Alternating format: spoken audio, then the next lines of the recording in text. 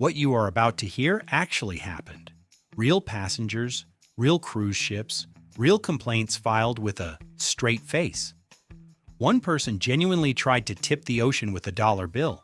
Another demanded the captain turn the ship around 400 miles because they forgot their reading glasses at the last port. And those are not even the dumbest ones on this list.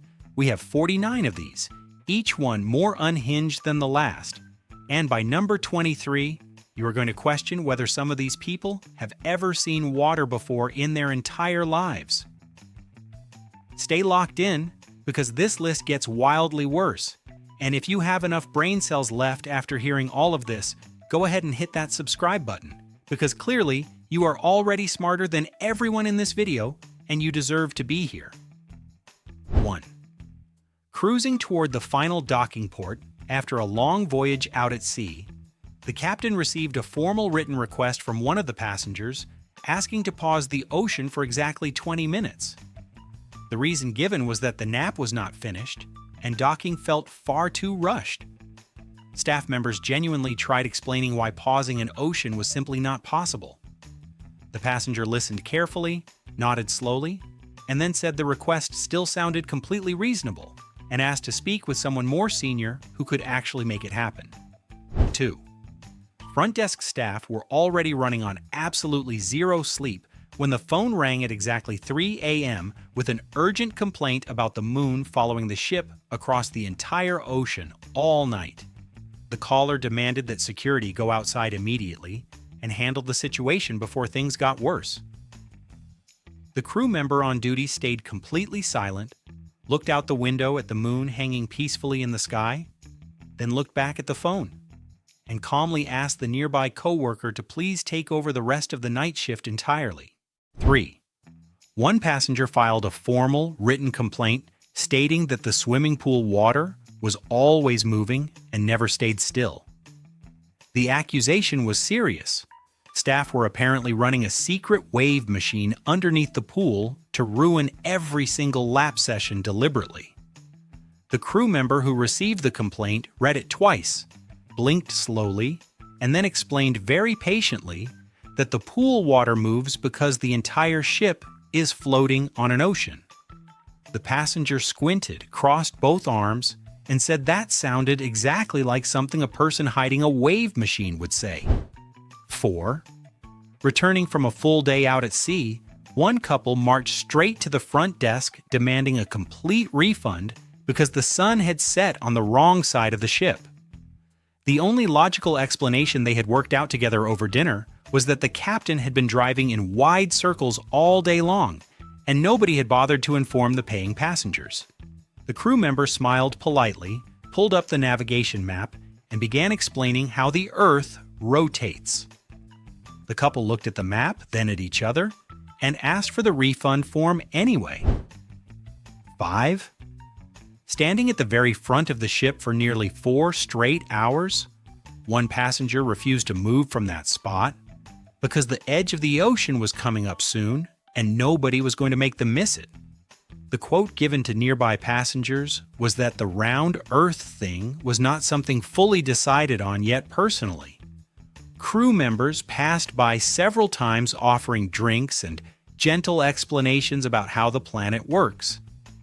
Every single explanation was received with a slow, suspicious nod, and the passenger stayed firmly planted at the bow just in case. 6.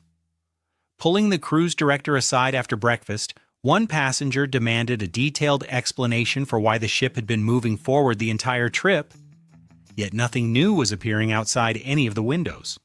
Every single window still showed the same ocean in every direction, and that felt deeply suspicious. The cruise director took a long breath, gestured toward the open sea, stretching endlessly in every direction, and explained that this was simply how oceans looked from the middle of one. The passenger stared out the window for a moment and said that still did not fully answer the question. 7. Approaching the activities desk with a carefully folded piece of paper, one passenger presented a handwritten petition signed by 6 people from the dinner table requesting that the captain slow the ship down so the sunset would last longer each evening.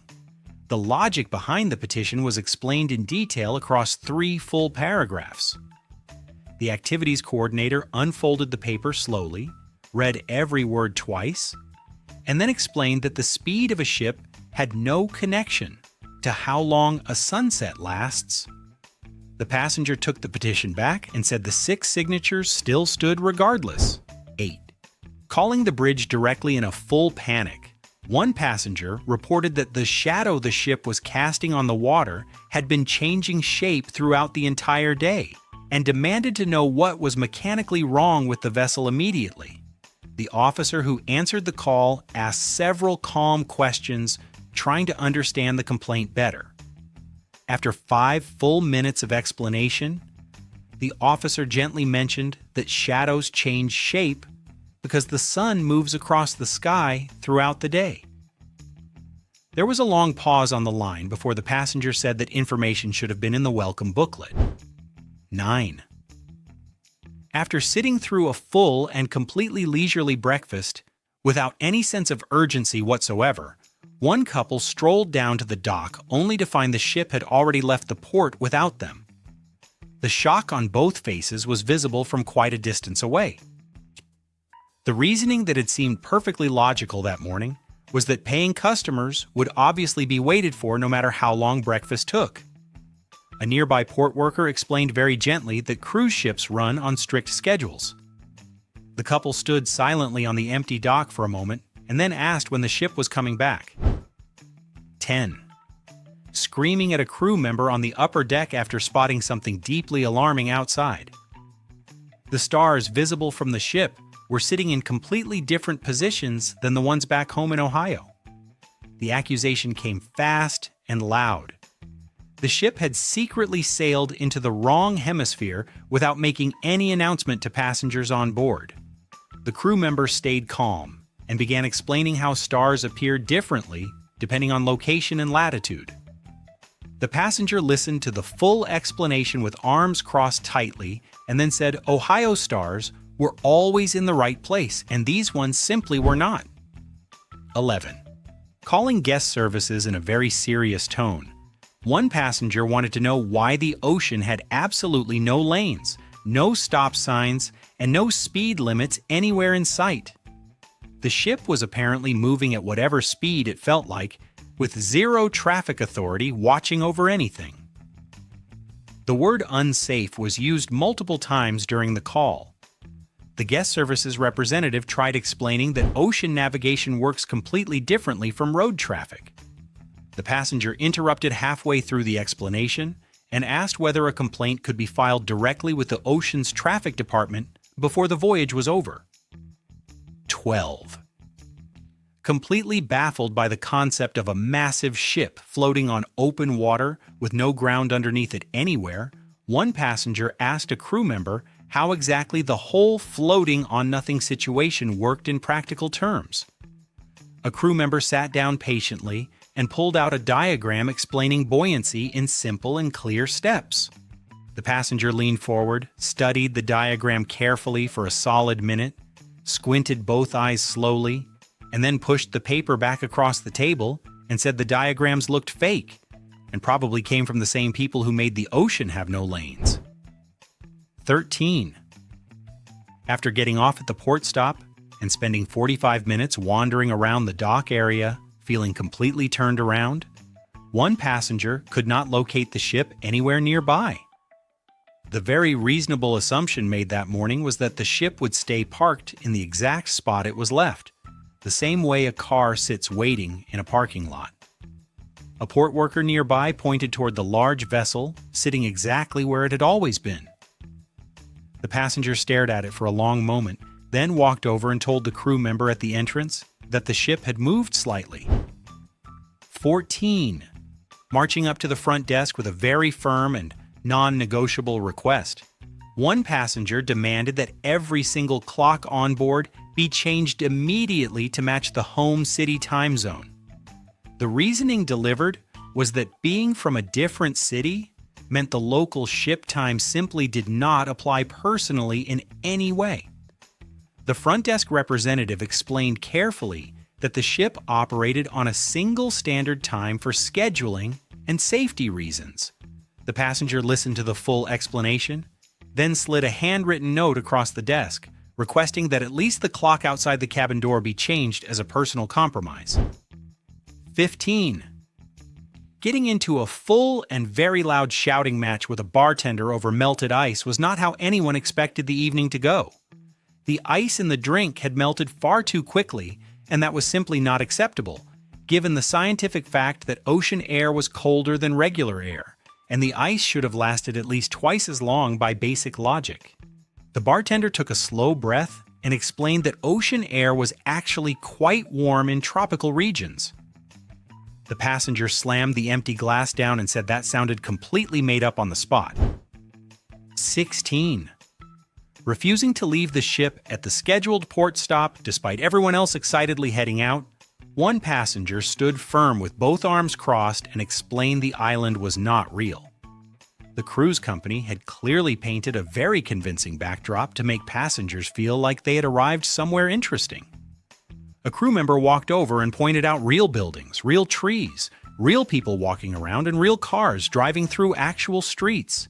The passenger watched all of it carefully through the window for a long moment and then said a good enough budget could absolutely fake all of that without much trouble. 17. Walking up to the front desk with a very calm and practical request, one passenger asked whether crew members could quickly head back to the last port and retrieve a pair of reading glasses left behind at a small shop near the dock. The confusion on the staff member's face prompted a full explanation. Crew members had been spotted running around doing things all day long, so clearly someone had the time to make a quick trip back. The staff member explained the ship was now 200 miles from that port. The passenger nodded and asked if a fast crew member could maybe jog it. 18. Finding out completely by accident during a late-night conversation with another passenger that the ship never actually stops moving throughout the entire night was a shocking and unsettling discovery. The follow-up question came immediately and seriously. Something had to be holding the ship in place while every single person on board was fast asleep and nobody was watching. A nearby crew member overheard the conversation and stepped over to explain that ships simply keep moving through the night on a set course. The passenger went very quiet, looked out at the dark ocean, and asked to be moved to a more stable cabin. 19. Stopping a crew member on the main deck to raise a very important environmental concern, one passenger pointed out that the ocean had been smelling strongly of salt water for the entire voyage without anyone doing anything about it. The question was direct and sincere. When exactly was the crew planning to refresh the ocean, or at least do something to improve the situation out here? The crew member stared for a moment, trying to find the right starting point for this particular conversation. After a long pause, the crew member explained that saltwater smell was simply what oceans smelled like everywhere on Earth permanently. 20. Standing at the railing on the upper deck with great confidence and ceremony, one passenger pulled out a dollar bill, held it up briefly in the ocean breeze, and then tossed it overboard into the water below. When a nearby crew member asked what was happening, the explanation given was completely sincere. Tipping the ocean felt like the right thing to do after using it for so many days straight. It was described as a communal tip jar for nature itself, and the passenger seemed genuinely pleased with the gesture. The crew member looked down at the water, then back, and had absolutely nothing left to say. 21. Spreading a large road atlas of interstate highways across the navigation desk and asking for some assistance, one passenger had been trying to cross-reference the printed highway map with the ship's live navigation screen for the better part of an hour. The frustration was visible and growing. Not a single road on the atlas was showing up anywhere on the ocean, and that made the whole map completely useless out here. The navigation officer leaned over, looked at the atlas, looked at the ocean surrounding the ship in every direction, and then very carefully explained the fundamental difference between land and water. 22. storming up to the cruise director's desk with a formal complaint and a very specific demand. One passenger announced that there were far too many waves happening outside today and wanted them reduced by at least 60% for the remainder of the afternoon. The cruise director looked out at the open ocean stretching endlessly in every direction and took a very slow breath before responding.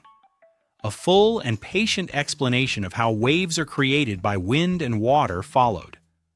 The passenger pulled out a pen and asked whether a written request submitted before noon would give the crew enough time to sort it out. 23. Pulling a crew member aside near the lower deck with a question that had apparently been sitting unanswered since the start of the voyage, one passenger asked in a completely serious tone whether the ship was actually floating on the water or whether the ocean floor was simply very high up in this particular area of the sea. The crew member opened both hands and tried to find the most straightforward way to explain ocean depth. After a solid 2-minute explanation, involving hand gestures and a rough sketch on a napkin, the passenger looked at the sketch and asked how deep the high part was exactly. 24. Realizing somewhere in the middle of the voyage that the water sitting directly beneath the ship went down for several miles with absolutely nothing visible at the bottom sent one passenger into a full and immediate panic. The demand that followed was loud and detailed. The cruise line needed to install a glass floor across the entire bottom of the ship so passengers could see what was underneath and feel some basic sense of safety while sailing. The guest services manager listened to the full request without interrupting, then explained very gently that a glass floor on a cruise ship was not something currently on the roadmap. 25. Standing at the bottom of the gangway for a full 40 minutes, after returning from a short 10-minute walk on the dock, one passenger held the boarding card high in the air, waiting for someone to come and officially scan them back onto the ship. Other passengers walked casually past and simply stepped back on board without stopping. The boarding card stayed raised. A crew member eventually walked over and explained that returning passengers could simply walk back on without any scanning process involved. The passenger lowered the card slowly, looked at the open gangway, and said that felt like a serious security gap that someone should look into. 26. Complaining loudly and at length about the lifeboat drill running too long and cutting directly into scheduled pool time, one passenger made sure everyone nearby heard exactly how inconvenient the whole thing had been. A few minutes later, the same passenger turned to a crew member standing nearby and asked in a genuinely curious tone what lifeboats were actually used for, since the ship was already a boat, and being on a boat did not seem particularly dangerous by definition. The crew member looked at the passenger for a long and careful moment before deciding that this particular conversation was going to need a proper sit-down. 27. Noticing a group of fish swimming alongside the ship just below the surface of the water and watching them with great interest for several minutes, one passenger eventually turned to a nearby crew member and asked whether those particular fish were included in the vacation package, or whether they counted as a wildlife upcharge that had not been agreed to during the original booking process. The crew member blinked twice and confirmed that the fish were not part of any package. The passenger pulled out the original booking confirmation and began scanning through it carefully, looking for a wildlife clause before the fish eventually swam off on their own. 28. Arriving on deck carrying a very long bright orange extension cord looped over one shoulder, one passenger approached a deckhand and asked where the nearest outdoor electrical outlet was located so the personal fan brought from home could be plugged in properly. When the deckhand pointed out that a strong ocean breeze was already blowing steadily across the entire deck, the passenger shook the extension cord slightly and explained that the ocean breeze was not hitting the right way, and the personal fan had a specific oscillation setting that the wind simply could not replicate no matter how hard it tried out here. 29. Spending a full 20 minutes standing at the back of the ship, filming the white foamy propeller wash churning behind the vessel, one passenger then walked directly to the complaints desk and filed a formal report stating the ship was actively polluting the ocean with white bubbles and the captain needed to switch the engines off immediately. The reason given for the urgency was that the documentary being filmed from the back deck required clean, uncontaminated water in the background. The complaints officer read the form carefully twice, looked up slowly, and explained that switching the engines off in the middle of the ocean was not going to be possible today. 30. Pulling a crew member aside near the dining hall with a very technical and specific question that had been sitting unanswered for 2 full days, one passenger wanted to know what time exactly the ocean closed each night and whether there was a last entry cutoff for swimming near the back deck after dinner. The crew member stared blankly and explained that the ocean did not have opening or closing hours of any kind. The passenger pulled out the daily schedule booklet, flipped through every page carefully, and said the ocean hours should really be printed in there somewhere for clarity. 31. Coming back inside after spending several hours sitting underneath a large deck umbrella, one passenger was furious to discover a painful and very red sunburn covering both arms and shoulders completely. The accusation came quickly and with great confidence. The crew had clearly invented the whole reflected ocean sun warning purely as a strategy to sell overpriced SPF 100 sunscreen at the gift shop upstairs. A crew member explained patiently that reflected sunlight bouncing off open water was an extremely well-documented and real phenomenon. The passenger crossed both arms carefully over the sunburn and said that sounded exactly like something a gift shop would pay someone to say. 32. Calling the front desk at exactly midnight with an urgent and pressing question, one passenger wanted to know whether the ship had left the ocean yet and was currently traveling overland because something about the movement felt noticeably different from earlier in the day. The front desk representative took a long breath and explained that ships traveled exclusively on water, and leaving the ocean was not part of the itinerary at any point during the voyage. The passenger went quiet for a moment and then said the movement still felt different and asked for someone to double-check what was underneath the ship right now, just to be certain. 33. Approaching the buffet area with high expectations and a very specific request, one passenger asked the head chef to please bring out fresher and more locally sourced food options because the current selection was not meeting the standard expected from a high-quality cruise experience. The chef smiled politely and explained that the ship was currently sitting approximately 600 miles away from the nearest piece of land in any direction. The passenger looked around the buffet slowly, then back at the chef, and said that local food did not necessarily have to come from nearby land, and asked whether the ocean outside counted as a local source. 34. Stopping a crew member in the hallway outside the cabin with a complaint that had been building for several days, one passenger pointed out that the window in the cabin showed the exact same view every single time without any variation whatsoever. Just ocean. Always ocean. Nothing but ocean in every direction from morning until night. The request that followed was delivered with complete seriousness. Could someone please rotate the ship periodically throughout the day so that passengers on the shaded side could also enjoy a different view for once? The crew member nodded slowly and said rotating a cruise ship every few hours for cabin view purposes was genuinely a new one. 35.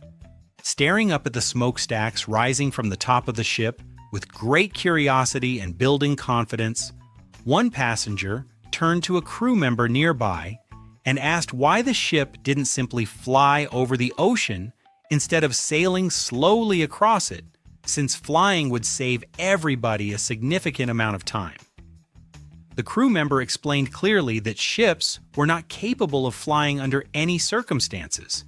The passenger listened to the explanation and then pointed directly at the large smokestacks rising from the top of the vessel and asked in a completely steady voice what exactly those things up there were for then if not for flying. 36.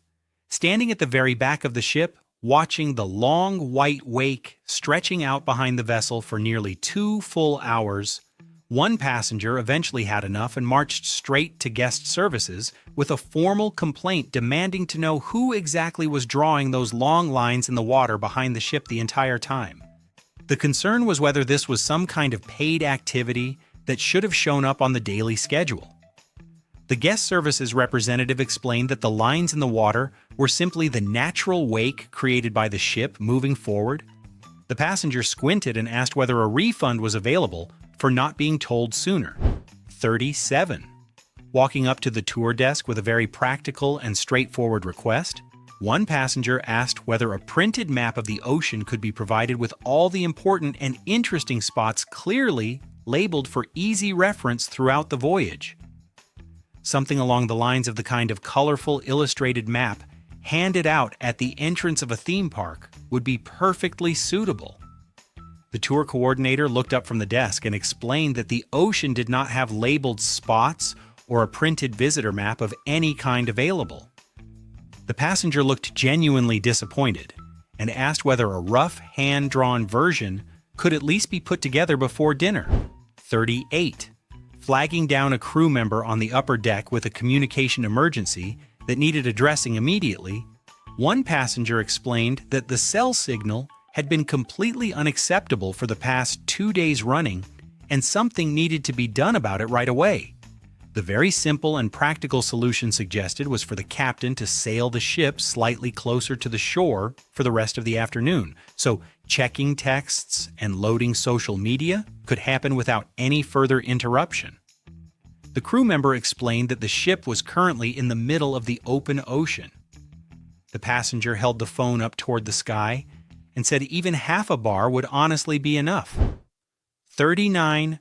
Pulling a crew member aside at the port stop with what seemed like a genuinely innovative suggestion that had been thought about for quite some time, one passenger proposed that the cruise line seriously consider adding a drive-through option at future port stops so passengers would not have to go through the full trouble of getting off the ship, walking around unfamiliar streets, dealing with the heat, and then figuring out how to get back on board again afterward.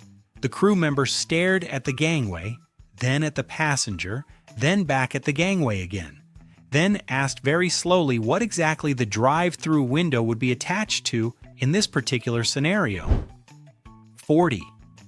Walking up to the entertainment desk first thing in the morning with a scheduling request that had clearly been thought through carefully, one passenger asked for a printed daily timetable showing exactly when the dolphins would be appearing alongside the ship. A specific time slot in the early afternoon was strongly preferred because bedtime was 9 p.m. sharp, and missing the dolphins due to a poor scheduling decision was simply not something worth risking. The entertainment coordinator looked up slowly and explained that dolphins were wild ocean animals that did not follow a printed schedule of any kind. The passenger clicked a pen and asked who exactly was in charge of the dolphin situation on board then. 41. Stopping a crew member near the information desk with a time zone question that had been causing genuine confusion since the voyage began, one passenger asked whether the watch needed to be changed to ocean time for the duration of the trip. The crew member paused and asked what ocean time actually meant in practical terms. The explanation came back immediately and with full confidence. Fish time, the time that the fish were currently operating on out here. The crew member stood completely still for a long moment, and then asked a passing colleague to please come over and help with this particular question right away. 42. Marching to the guest services desk halfway through the voyage with a complaint that had been simmering since day one, one passenger announced that the cabin had been sitting on the shaded side of the ship for the entire trip without a single hour of direct sunlight coming through the window. The brochure had never once mentioned that the sun would play favorites with certain cabins over others, and that felt like a serious misrepresentation. The guest services representative explained carefully how the sun moves across the sky throughout the day. The passenger slid the brochure across the desk and asked to have the misleading parts highlighted personally. 43. Approaching the tour desk between port stops with a geography question that had apparently been debated at the dinner table the previous evening, one passenger asked whether the ocean the ship was currently sailing through was the exact same ocean from the week before, or whether it was an entirely different and separate ocean altogether. A written confirmation was specifically requested for personal records. The tour coordinator took a slow breath and began explaining how oceans are connected and flow into each other continuously. The passenger listened carefully, then pushed a notepad across the desk and asked for the confirmation in writing anyway, just to have it documented properly. 44. Catching a crew member near the lower deck with a billing question that had been forming since the start of the voyage, one passenger asked what exactly happens to the ocean water sitting directly underneath the ship while the vessel is parked on top of it for days at a time.